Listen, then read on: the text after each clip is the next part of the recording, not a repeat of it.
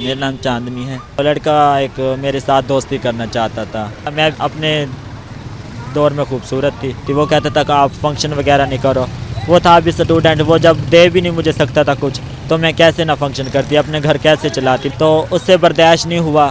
اس نے کہا کہ اگر یہ میری نہیں بن کے رہے گی تو یہ کسی نہیں بن کے رہے گی. اس نے تیزاب ڈال دیا مجھ پر. کسی نے میرا کوئی انصاف نہیں کیا, تو میرا اللہ انصاف کرنے والا ہے. رونا تو ضرور آتا ہے کہ میں کیسی تھی اور کیسی بن گئی ہوں, اور کس عروج میں تھی اور کہاں آ گئی ہوں. معاشرے کو ہم یہ کہیں گے, اگر کسی کا حسن برداشت نہیں ہوتا تو اس طرح کی زیادتی اس کے ساتھ مت کریں, اس کو اس کے حال پہ چھوڑ دیں. آپ لوگوں کی یہ مہربانی ہے. ہمارے معاشرے میں موجود خواجہ سراؤں سے منسلک بہت سی باتیں جو ہیں وہ مشہور ہیں. کہا جاتا ہے کہ یہ لوگ سیکس ورکر ہیں یا مختلف دھندوں کے اندر جو ہے وہ ملوث دکھائی دیتے ہیں. اسی کے ساتھ ساتھ بات کرتے چلیں تو بہت بڑی خواجہ سراؤں کی تعداد گداگری کرتی ہے. حکومت کی جانب سے گداگری پر بھی پابندی عائد کر دی گئی ہے. خواجہ سرا گداگری بھی نہیں کر سکتے. لوگوں کے لیے انٹرٹینمنٹ کا سامان میسر کرنے والے یہ خواجہ سرا روڈ کے اوپر جو ہے وہ آ کر بھیک مانگتے ہیں, تو ان کو کس طرح کی مشکلات کا سامنا کرنا پڑتا ہے. کچھ معاشرے کی ہماری جو ہے وہ عکاسیاں ہیں جو ہم مختلف پلیٹ فارم پر کرتے رہتے ہیں. آج میرے ساتھ چاندنی موجود ہیں, جن کو اس وقت جو ہے ان کا چہرہ دیکھ کر آپ کو اندازہ ہو رہا ہوگا. ایک جانب گورنمنٹ یہ کہتی ہے کہ آپ نے بھیک نہیں مانگنی, آپ نے کوئی ایسا کیا ایکٹ نہیں کرنا. دوسری جانب ہمیں موقع بھی فراہم نہیں کیے جاتے کہ ہم کچھ اس طرح کا کر کے کما سکیں. تو یہ خواجہ سرا کیا کریں. تیسری جانب معاشرہ ان کے ساتھ وہ سلوک کرتا ہے جو آپ کو ان کے چہرے پر سلوک نظر آ رہا ہے. چاندنی ساتھ موجود ہیں. چاندنی, اس کے پیچھے کی کہانی کیا ہے, کیا ہوا تھا؟ میرا نام چاندنی ہے, اور ہمارے ساتھ کسی نے زیادتی کی ہے. کچھ ایسے لوگ ہوتے ہیں جو کسی کو اچھا کھاتا پیتا برداشت نہیں کر سکتے, تو وہ زیادتی کا نشانہ بنا لیتے ہیں ہمیں. تو اس کے بعد اب میری یہ حالت ہے, میں فنکشن وغیرہ نہیں کر سکتی. ٹھیک ہے, تو ظاہر سی بات ہے, یہ دیکھو یہ میرا ہاتھ ہے, یہ معذور ہے, یہ صحیح سے میرا کام نہیں ہوتا. ٹھیک ہے, تو نہ ہی کوئی ہمیں کام دیتا ہے صحیح ہے, اور نہ ہی میں کام کر سکتی ہوں.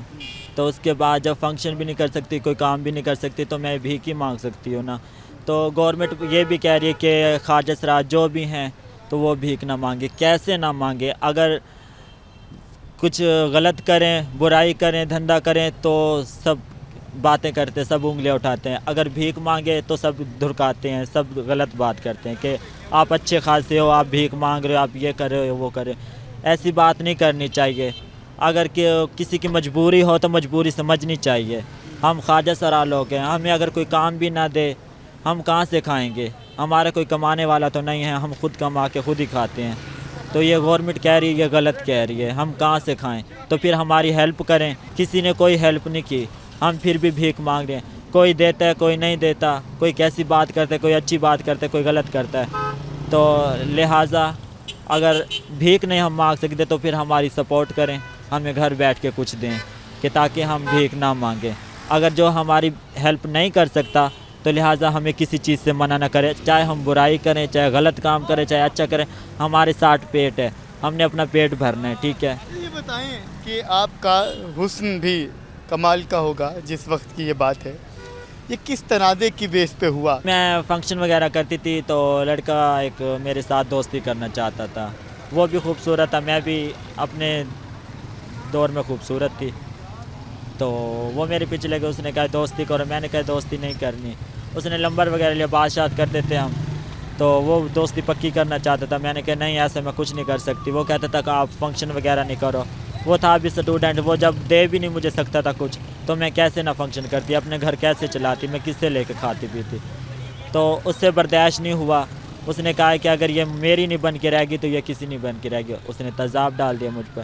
تو پھر یہ بھی ہوا, جب میری اتنی حالت ہو چکی, میں نے سب کو ہیلپ کی ضرورت مانگی ہے, کسی نے میرا کوئی انصاف نہیں کیا. تو میرا اللہ انصاف کرنے والا ہے. یہ واقعہ کہاں کا ہے, کہاں پر آپ پر تیزاب جو ہے وہ پھینکا گیا؟ یہ واقعہ کوٹدو کا ہے.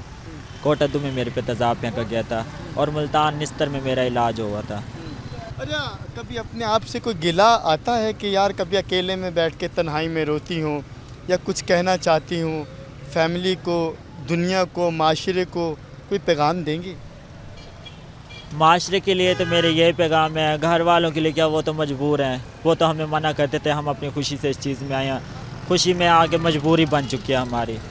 تو اس کے بعد معاشرے کو ہم یہ کہیں گے کہ لہٰذا اگر کسی کا حسن برداشت نہیں ہوتا تو اس طرح کی زیادتی اس کے ساتھ مت کریں، اس کو اس کے حال پہ چھوڑ دیں. آپ لوگوں کی یہ مہربانی ہے. فیملی آپ کی کہاں ہے؟ ان کو آپ کی اس بات کا علم ہے؟ کیا فیملی نے ایسی صورتحال میں آپ سے رابطہ کیا؟ فیملی ہوتی ہے، سب یہ دوست سب جو بھی ہیں، یہ سب رشتے ویسے ہوتے ہیں، بس مطلب ہی. گھر کا گزر بسر کیسے ہو رہا ہے؟ میں کما کے جاتی ہوں اور ابو میرا بزرگ ہے، وہ بھی کبھی کبھی کام کر کے آتا ہے، محنت مزدوری کر کے آتا ہے، ہم دونوں مل کے گزارا کر لیتے ہیں. یہ حسن جو ہے یہ تو چلا گیا، کبھی رونا آتا ہے اپنی حالت کو دیکھ کر؟ جی رونا تو ضرور آتا ہے کہ میں کیسی تھی اور کیسی بن گئی ہوں، اور کس عروج میں تھی اور کہاں آ گئی ہوں. تو آپ کا عروج کیا تھا اور اب آپ کہاں ہیں؟ ماشاء اللہ سے میرا روز اچھا تھا، فنکشن وغیرہ کرتی تھی، اچھی لائف تھی، بہت سکون میں تھی. اور اب اس حالت میں آ چکی ہوں، کوئی کس طرح کی بات کرتا ہے دیکھ کے، اور کوئی کس طرح کی، کوئی اچھا سمجھتا ہے اور کوئی برا سمجھتا ہے. تو یہ آپ کی تنہائی میں کیا گفتگو ہوتی ہے اپنے آپ سے؟ ہمیں تھوڑی سی یہ بھی بتائیے.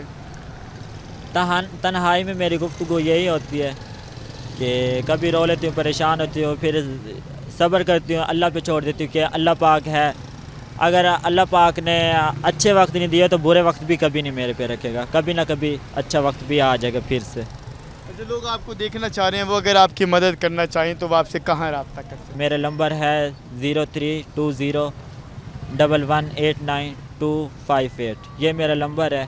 اگر کسی کا دل کرے، مہربان ہو سکے مجھ پر، تو اس نمبر پہ رابطہ کر کے آپ ہیلپ کر سکتے ہیں میرے ساتھ. چاندنی میرے ساتھ موجود تھی جن کا اس معاشرتی رویوں کی عکاسی کرتا چہرہ اس بات کی نوید سنا رہا ہے کہ معاشرہ آخر کب تک اس طرح کے جو لوگ موجود ہیں اس کو کنٹرول نہیں کر پائے گا، کیونکہ اس طرح کی صورتحال کے باعث معاشرے میں بہت سارے لوگ اپنے حسن سے کو زائل کر چکے ہیں، بہت سارے جو خاندان ہیں وہ بھی اجڑ چکے ہیں. تو حکومتی ادارے اس حوالے سے کیوں ایکشن نہیں لیتے؟ اور ایسی صورتحال میں یہ لوگ موجود ہیں، اس وقت بھی ان کی مدد کرنے والے جو ہیں وہ کہاں ہیں؟ ادارے، حکومتی ادارے اس وقت جو ان کی مدد کے لیے بنے ہیں وہ کہاں ہیں؟ ان کی مدد کیوں نہیں کی جا رہی؟ یہ ایک سوالیہ نشان ہے ان تمام اداروں پر. اور من حیث القوم ہمارا بھی یہ فرض بنتا ہے کہ ہم ایسے لوگوں کی جو ہمارے معاشرے میں موجود ہیں زیادہ سے زیادہ جو ہے وہ مدد کریں، اور جو لوگ اس طرح کے ایکٹ کرتے ہیں ان کے خلاف قانونی کارروائی سخت سے سخت کی جائے تاکہ معاشرے میں دوبارہ کبھی کوئی تیزاب گردی کا جو ہے وہ سامنا نہ کرے.